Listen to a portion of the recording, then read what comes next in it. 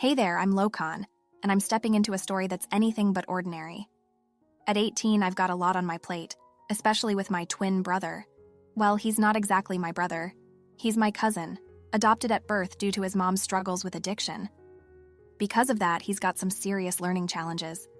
Think math and reading skills of someone much younger. Summer school? Yeah, he's practically a regular. But here's the kicker. He's not exactly the friendliest guy to me. Can't blame him, I guess. But truth be told, once I'm out of here, I'm out of here. And tutoring him? That's a hard pass from me. My parents have discovered a tutoring program that specializes in learning impairments and plan to give it a chance. The problem is that my father was laid off owing to the global crisis, and only my older sister and I work, so they only have a small amount of money to cover it. They do, however, feel compelled to assist my brother in obtaining the services he needs. My dad sat us down earlier this week. They informed us that it had reached to the point where my brother might be kept back. He desperately needs tutoring, and because we are his older siblings and they are not working, my sister and I will cover some of the costs. We instantly opposed this. My sister argued they had no right to do so, and I said that my brother was not my duty. Nonetheless, they shut us down and told us that we were a family and that families supported one another. I realized that because they have shared ownership of my current bank account, they can withdraw monies without my knowledge. I would have no recourse. So I opened a new account with a different bank and planned a wire transfer. Later that night, the transfer went through. Today, my parents received a notification and began calling me about it. I told them it was my hard-earned money and I couldn't risk having it garnished. Still, they raged at me, telling me that I needed to help my brother, that they had tried for so long to help him, and that not standing up for him was a low point for me. Now I'm feeling wrong about this. I don't want to see my brother suffer, but I also don't want them to touch my money. Not the stupid. If your parents want to help him, they should stop talking and begin working. You have every right to safeguard your finances and your future. Suppose OP and his sister both secured jobs at a high school with little training. Mom and dad may get their buttocks out and pound the pavement till they find work. But given their sense of entitlement, I'm betting they think minimum wage employment is beneath them. Hey, since dad was laid off and now has spare time, he should tutor the youngster personally rather than resorting to thievery. As soon as you say it's your money and you're 18, you're no idiot. You are not his parent, and paying for tutoring and other expenses is something that parents do. It appears that they did not inquire, but instead informed you that you would be handing them the money. You are the moron. Your brother is not your or your sister's responsibility, and you are perfectly entitled to manage your bank account and money. Assume you and your sister are both adults, earning your own money while living for free with your parents. In that situation, they have every right to push you out and profit from renting out those rooms to pay for your brother's tuition. They didn't do that due to your family. I'll have to disagree here. The parents chose to adopt, and it does not operate that way. Sure, they can kick them out, but try renting out a room in a shared house with a young child who frequently misbehaves. Most people would decline that offer. Their parents want them to pay for their lifestyle and their brother's education because neither of their parents works. So it's only a one-time expense once they get back on their feet. OP, if you live in the United States, your brother is eligible for free supplementary assistance from the school system. He would require a 504 or IEP owing to his medical impairment. The school would then assist in setting up needed support and accommodations. Assume their parents have obtained a diagnosis for him. In those circumstances, he is likely eligible for additional state-provided support services and funding. Traditional tutoring may not benefit your brother. He needs specialized instruction due to his condition. Yes, not an idiot at all. Your parents are attempting to force parentalization. Your sibling is not your responsibility to raise or assist with in any manner. You did the right thing by isolating your finances from that account. Ensure that your direct deposit is received in your new account. I urge that you and your sister move out as soon as possible and limit your contact with your parents. Otherwise, they will try to trick you out of money. I have a corgi named Lila. She is completely healthy and satisfied with the dog food I have always bought her. My boyfriend did it for me since I needed to leave on a week-long business trip to Dubai. The vacation was extended by 3 days as a result of airplane delays and cancellations caused by a severe storm. Keep in mind that I buy a 50-pound bag of dog food that lasts nearly a month. This bag of food costs me around $40, depending on which store I go to. It's a vet-recommended brand, not a low-cost off-brand. and the only reason I can get it so inexpensively is because her groomers offer it. When I went home, I observed that my dog had gained some weight, but not enough to be concerned about, and her belly was certainly pudgier. When I came to my kitchen, I found that her 50-pound bag of food was still untouched, and next to it was a 25-pound bag of organic steak and chicken or something, with a $79.99 price tag still attached. He bought it with the money I left for her in case of an emergency. We have porcupines in my yard, so I assumed it was an emergency vet scenario, but it isn't. She needs better food. My boyfriend's mother stopped by while I was gone, which is not uncommon. She told him that the food I had been giving her was terrible and persuaded them to switch to this pricey brand. Not only that, but she began feeding my dog genuine cut-up meat, such as steak or chicken bits in her bowl. Since I've been home, my dog has refused to eat the food she's eaten her entire life. She has even begun to get up on the table when I am making meals in an attempt to obtain the people's food, a habit I broke over a year and a half ago. To say I'm outraged would be an understatement. Because of my financial situation, the $1.40 bag I purchased for her is out of reach. I flipped out after going through a budget cut and a 9.8% increase in property taxes. My boyfriend's mom arrived over and quickly rummaged through her pocketbook, grabbing steak chunks for my dog. I've always been clear that there should be no table scraps. The dog show was the icing on the cake. I flipped. Now I seem wholly insane and have been labeled a mad moron, not the imbecile. As someone who has a dog with severe food allergies, I would be outraged. I spend hundreds of dollars on allergy medicines and am cautious about what my dog eats. So if someone decided it wasn't good enough and modified it without my consent, I'd be outraged. Furthermore, allowing a dog to get away with something you say no to leads them to test the boundaries again. They wrecked your training, which took time and work to develop. Thus, that is not acceptable. If you become pregnant, your mother-in-law will undoubtedly overstep boundaries with your child, like she did with your dog. She appears to be highly dominating and insists on getting her way. She didn't even consider whether the dog enjoyed the food. She believed it was terrible, so the healthy dog needed something better, even if he was perfectly content with his existing meal. Yes, wait until you have children with your mother-in-law. She's a unique person. This is a prospective grandmother who doesn't care what mom wants for the kids, and a father who will do anything his mother wants him to. I am a 34-year-old guy with a tween daughter named Amaya. She is a beautiful child.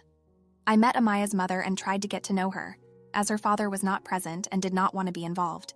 So on the day of our wedding, I officially adopted her and shocked her, informing her that I was now her father and she was my daughter. Amaya is generally a very busy child, but with the worldwide issue and now summer break, I've seen that she will sit on the couch all day, watching TV and playing computer games. As a result, she is gaining significant weight. Are you enjoying the story so far? Please show your support by liking and subscribing to our channel. Now let's dive back into the story. I discussed it with my wife, but she says Amaya is okay and it's summer so she can watch TV and eat junk food. I understand it, but I don't want Amaya to develop unhealthy habits. So I made the father-daughter stroll to get her moving a little. We spent 30 minutes talking about the day, what was going on, and what we wanted to do. I gradually increased my pace from walking to jogging and ultimately running. Amaya struggled at first, but she is now able to keep up with me. I enjoy it because she gets a bit of exercise every day, and I get to spend time with her. Well, my wife is not pleased. She approached me claiming I fat-shamed our daughter and forced her to exercise as a child. Children are supposed to watch television and eat junk food. She encourages Amaya to binge-watch TV, buys her favorite snacks, and tells her she doesn't need to join me for a run. She accuses me of attempting to impose my living choices on my daughter, which makes me feel embarrassed. After a few arguments, she is considering sending Amaya to stay with her grandparents for the rest of the summer. I'm encouraging her to become more active. Am I the idiot? Not the imbecile. How come you're going for a run and forcing her to adopt healthy habits when her mother is buying her junk food? You did not fat-shame her. Instead, you planned an activity for the two of you to undertake together. And unless you omitted essential details, she enjoys it. So unless she has to be coerced into running with you and despises it, you are not wrong. The best thing you can do for your child is encourage them to live a healthy, active lifestyle. Your wife sucks here. Purposefully loading the house with junk food is a terrible thing to do to a youngster. The child should have access to a variety of nutritious foods. You suck too for making this about weight loss and appearance rather than simply telling your kid to develop healthy behaviors. Making her run seems excessive, especially if she dislikes it. Walking and talking about the day is a better approach for your daughter to understand that exercise isn't about punishing herself for the food she eats. So I vote that everyone is an idiot here. To encourage a child to eat junk food and binge-watch TV is abuse. Of course, consuming junk food and watching television can be essential aspects of childhood. However, this is not a behavior that should be promoted. Physical activity and moving around are vital components of a healthy kid. Unfortunately, your wife is preparing your daughter for lifetime health concerns. Update. Am I an idiot for attempting to assist my daughter in losing weight? First and foremost, I'd like to thank everyone for their support. I hope you all went for that walk regardless. We sent Amaya to her grandparents for 2 weeks. During that period, my wife and I were able to discuss our feelings openly. My wife informed me that as a child, she was enormous. She was nearly morbidly fat by the time she was a teenager, and her parents were furious about it. They pushed her to diet, kept her out of the house to compel her to exercise, instructed her PE teacher to have her do additional laps, and locked away food so she couldn't consume it. She avoids discussing it. I had no idea what had happened to her. She was in tears, expressing concern that I might do the same to Amaya. I know my wife is enormous, but it has never worried me. I married her because I adore her. She is a beautiful wife and mother, but, like all of us, she allowed her fears to get the best of her. This is why she freaked out when I started taking Amaya running with me. Anyway, following our discussion, we agreed that we could do it all as a family. I purchased bikes for us, downloaded family fitness DVDs, scheduled family lunch times, and went grocery shopping together. So now she joins us on our runs. Do not worry. Amaya and I will drop the pace to a jog so she can keep up. I wish she had revealed this sooner. At the very least, it is now public knowledge. Many people praised my actions with Amaya, describing me as the ideal father. I am not flawless. I understand what it is like not to have a father. When I was 2, my father decided that he no longer wanted to be a father. He packed and went in the middle of the night, leaving only me and Mom. We have yet to hear from him again. He did not call, write, or send child support. I have no idea where he is now, and I don't want to know. My mother worked 2 jobs to support us. We relocated 6 times, and it wasn't easy. I had several guys in my life who served as role models, but I did not have a father. I promised myself that if I ever became a father, I would be the father I wished I had. I recognize a lot of myself in Amaya. That is why I want her to know that I adore her unconditionally. That is why I adopted her. That is why I refer to her as my daughter rather than a stepdaughter. She is my little child, and I want her to know she is always loved and that she may talk to me about anything. These days, children are already having a difficult time. I want her to know that if things get complicated, we can go for a walk and speak about it. I assumed this had to do with your wife's past. Her parents were nasty to her. I believe that treatment would be beneficial for her. You keep. Doing what you do makes you an excellent father and husband. Great update. I understood your wife's reaction. Growing up, my mother wasn't as awful as your wife's parents, but my weight was discussed virtually every day. I was repeatedly encouraged to ride my bike and get out of the home as if there was something wrong with me. As I grew older, it was always the first thing my mother mentioned. Either I looked like I'd lost some weight, or I needed to be cautious. Because I had become, without fail, a topic of conversation, I just reminded myself to be sensitive and never come across in this manner. Your goals are terrific, and you're going about it wonderfully and kindly. Just be sure to always choose family time over workout. You're wonderful. Thank you for being a good father. I am a 44-year-old female who has endured emotional and psychological abuse at the hands of a narcissistic father and has had no protection from a weak, dependent mother. And hearing from dads like you makes me grieve for my inner kid, the tiny me I was, and how my parents' actions influenced my life. Dads are crucial to young girls and boys, and it appears that you are the type of father that many women do not have. Do what you're doing as a father and spouse. You're doing fantastic. I'm a 42-year-old man who is engaged to a 33-year-old woman who is the right one. We've been dating for a little over 3 years, and I proposed last month. Last night, after another round of wedding preparations, my fiancé asked if I was okay with her becoming a stay-at-home wife. At first, I chuckled because I assumed she was joking, but she was serious. Finally, she implored me not to laugh and expressed her desire to be a stay-at-home wife. I asked her why, as we both make good money at our jobs. However, we cannot afford our existing lifestyle on one income. She says it's because I earn a lot more, which is correct. I make almost 40% more than she does so that we could cut back on our expenses. She's been on my mind a lot lately, and working 9 to 5 isn't for me. I asked if she was serious, and she affirmed that she was. I expressed my discomfort with the concept and suggested that if we have children, she could be a stay-at-home mom. But I'm not interested in her being a stay-at-home wife. She accused me of being manipulative because we don't have children. But I just mentioned it as a hypothetical because I'm not comfortable being the primary breadwinner. That escalated into a furious confrontation, with her claiming that I should support her dreams. Even when I asked, she never specified what she intended to accomplish with her time at home. So this is where I might be the idiot. In the heat of the moment, I said, "Where is this coming from? Why is it your dream to be a stay-at-home wife? Is it your dream to be lazy?" She became enraged and went to her mother's house, saying, "We'll talk more when you calm down." Let me be honest, I don't want her to be a stay-at-home wife. I'm not comfortable with being the sole breadwinner, and I don't want to support this fantasy. I want a life companion, not a dependent who spends their days doing nothing productive. Am I the idiot? Not the imbecile. Being a stay-at-home mom is a job, presuming the mother does the childcare and does not delegate all of the labor to a staff of nannies and housekeepers. Being a stay-at-home wife with no plans for childcare is not comparable.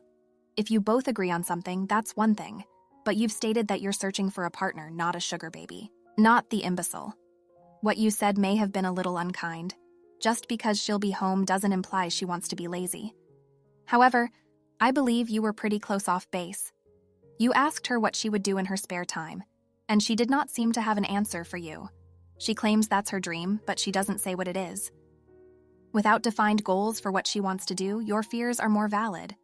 You do not want to be the exclusive source of money, and that is entirely reasonable.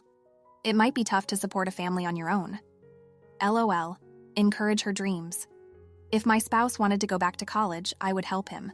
If he wanted to establish his own business in an area that he was passionate about, I would assist him. If he had a fantasy of sitting on his buttocks and playing video games while being a stay-at-home husband, he would soon back my dream of divorce. Your values appear to be significantly different from those of your fiancé. You're not an idiot. She is being manipulative, bordering on gaslighting, by alleging that you were manipulative for not fully supporting her aspirations. What kind of bullshit is that? She was not born a trust fund baby or a member of the landed gentry, so I'm not sure where the assumption that she'll find someone to support her comes from. Was her mother a housewife or a mother? Oh, and don't forget she's gone to her mother's. I'm concerned she's not the right person for me and our relationship may end. Thanks for watching. How did you find the story? Let me know in the comments below. Remember to like this video and subscribe to our channel for more awesome stories like this. Your feedback and support mean a lot.